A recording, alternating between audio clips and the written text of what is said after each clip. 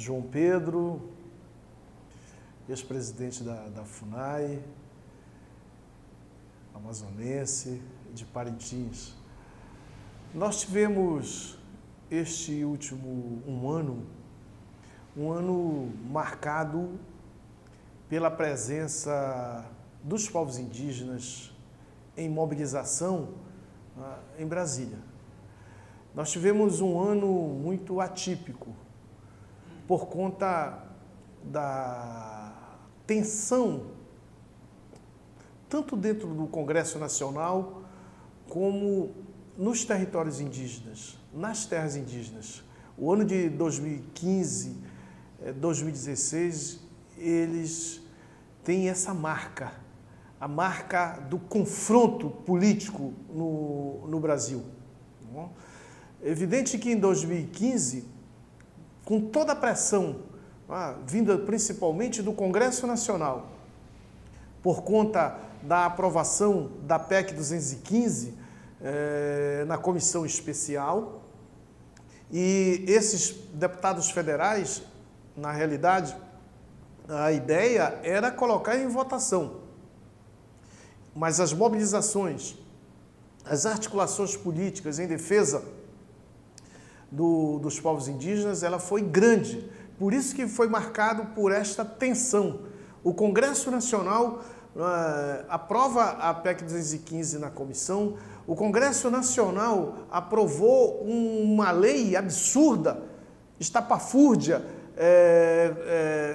tratando do infanticídio, tratando dos rituais, punindo os rituais dos povos indígenas. Esse Congresso, em 2015, também aprovou a CPI contra o INCRA e contra a FUNAI. Contra o INCRA é contra o projeto político de apoio à agricultura familiar. Contra a FUNAI, não tem dinheiro público, não. É contra a demarcação das terras indígenas. Não? Então, esse foi o contexto deste último ano que estamos vivendo no Brasil. Mas em 2015, os povos indígenas, e aí junto com a FUNAI, com o decreto presidencial, decreto da presidenta Dilma, nós realizamos o primeiro congresso nacional, a primeira conferência nacional de política indigenista. Então nós tivemos uma grande mobilização, um grande debate, e lá na ponta, na terra indígena, nas aldeias, em todo o Brasil, do Rio Grande do Sul a Roraima, nós tivemos grandes mobilizações. Nós mobilizamos mais de 30 mil jovens lideranças, caciques, pajés de todo o Brasil, e terminou em Brasília com uma densa, uma rica conferência que teve, inclusive, a presença da presidenta Dilma. E como resultado concreto da conferência, nós tivemos, e agora, neste mês de julho, nós vamos ter a segunda reunião do Conselho Nacional de Política Indigenista. Então, essa mobilização, esses avanços merecem o aplauso, a reflexão e agora, nessa conjuntura, a vigilância para que não haja nenhum retrocesso àquilo que foi conquistado, resultado da dura mobilização, da insistência, da coragem dos povos indígenas, e do comprometimento da FUNAI no sentido de fazer valer os direitos dos povos indígenas. Neste último ano, nós demarcamos, nós publicamos 12 relatórios circunstanciados de terras indígenas. Para um ano de debate do posicionamento contrário aos povos indígenas, então eu considero um ano vitorioso, porque foram 12 terras também do povo caigangue, lá em Passo Fundo, do Rio Grande do Sul, até o povo Baré, no Alto Rio Negro. Então nós tivemos terras, e passando por terras polêmicas que nós publicamos. Alguns da área política, principalmente, chegavam aqui no meu ouvido e diziam: João Pedro, mas tem que ter cuidado, tem que esperar. E nós publicamos terras assim, extremamente polêmicas, como publicamos 2 terras em Mato Grosso do Sul, do povo Guarani Kaiowá. Então, lá na fronteira, Ipoí, Triunfo, nós publicamos essa terra, né? E 2 terras em Mato Grosso do Sul provoca muita tensão por conta dos interesses econômicos que são contrários a reconhecimento de terra indígena em Mato Grosso do Sul. E Sairé, Maibu, no Médio Tapajós, né, nós publicamos também uma terra emblemática, né, do povo Munduruku, e isso marcou muito. Falando aqui também do nosso estado, né, você tem toda uma cultura de que Altazes, de que o Careiro da Várzea, né, é um território, né, constituído para atender, né, a pecuária. Então, reconhecer a terra do povo Mura nesses 2 municípios causa todo um rebuliço. Tanto é que chegou até a Assembleia Legislativa para uma audiência pública e, felizmente, as lideranças indígenas conseguiram colocar, fazer uma dissertação, né, todo um convencimento de que o povo Mura não recebeu essa terra de graça. Essa terra é um reconhecimento do Estado brasileiro, um estudo feito pela FUNAI, né, do direito ancestral, histórico,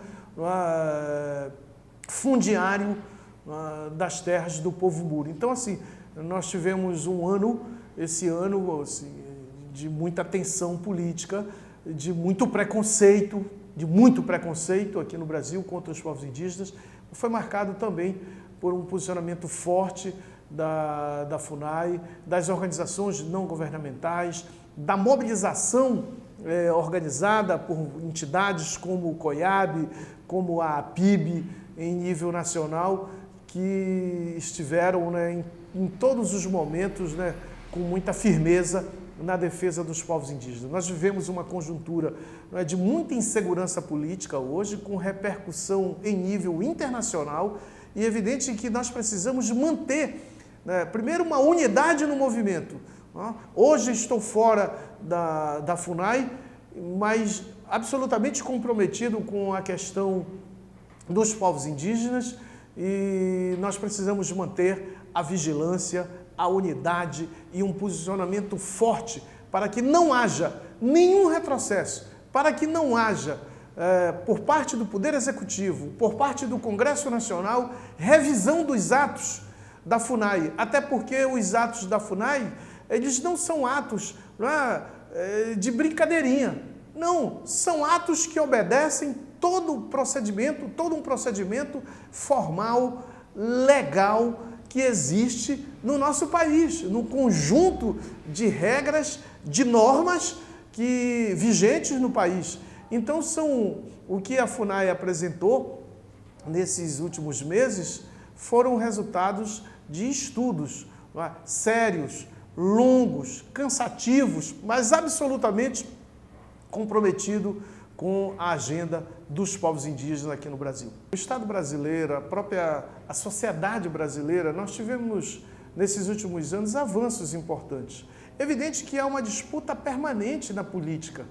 Não há espaço vazio na política. Então, os setores econômicos, os setores do agronegócio, os povos indígenas, as organizações não governamentais, o Congresso Nacional, ele vive permanentemente um debate que tem lado, um debate que tem propostas. Então, nós precisamos ampliar as nossas conversas, os aliados, o debate permanente no sentido de fazer valer os direitos, de construção permanente, de políticas públicas, um debate permanente sobre orçamento.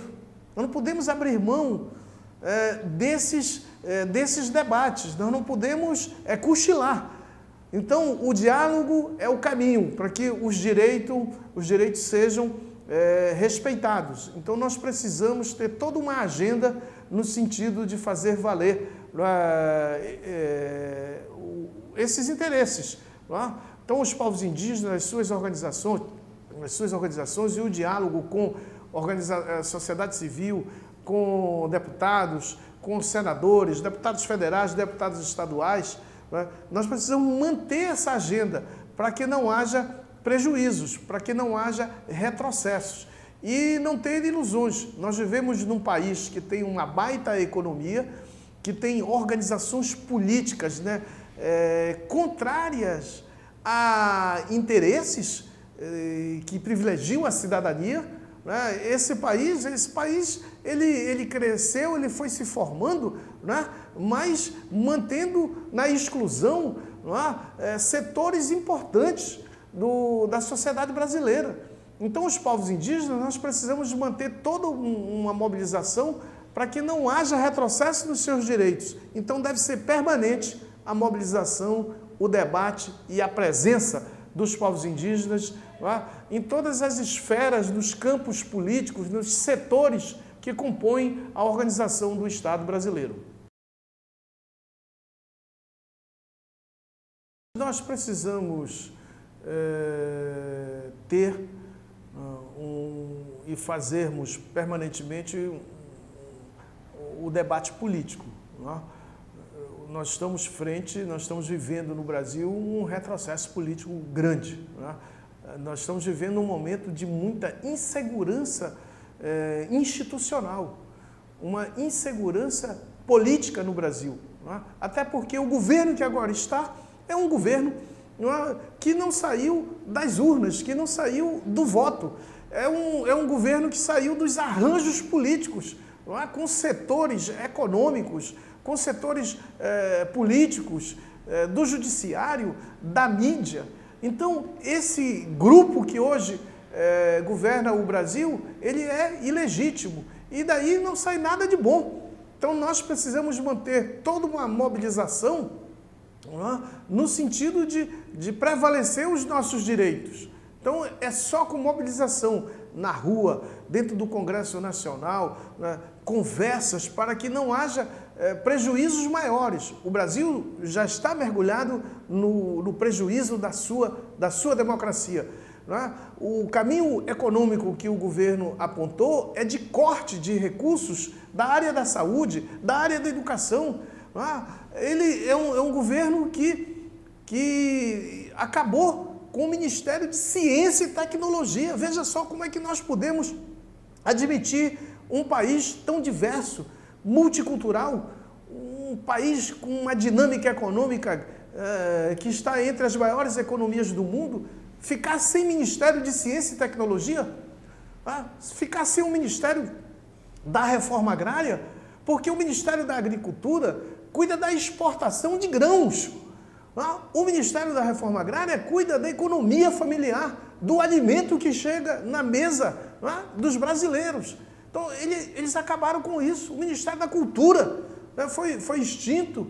Então, nós entramos num momento na política que esse governo ilegítimo, golpista que está aí, nós voltamos para o período medieval. Então, a mobilização dos povos indígenas precisa ser permanente. Nós precisamos ter toda uma articulação. Nós não podemos nos intimidar, né? E nem esperar que vá cair do céu alguma coisa. Não, nós estamos vivendo um momento que exige de todos nós o sacrifício e a disposição da luta, né? Para que não haja prejuízos maiores aos direitos dos povos indígenas. Então, o setor que pensa o agronegócio, o setor que pensa, né, o latifúndio, né, o setor atrasado, retrógrado politicamente, é esse setor que é aliado do Michel Temer. Esse setor político, esses parlamentares, eles criaram a CPI da FUNAI. Então, é justamente esse setor que compõe a base política do Michel Temer. Então, nós corremos perigos, nós corremos riscos de termos prejuízos. Tá? Então, a mobilização, a articulação regional, a articulação nacional, a articulação internacional, ela é imperiosa, ela é fundamental neste momento em que estamos vivendo no nosso Brasil.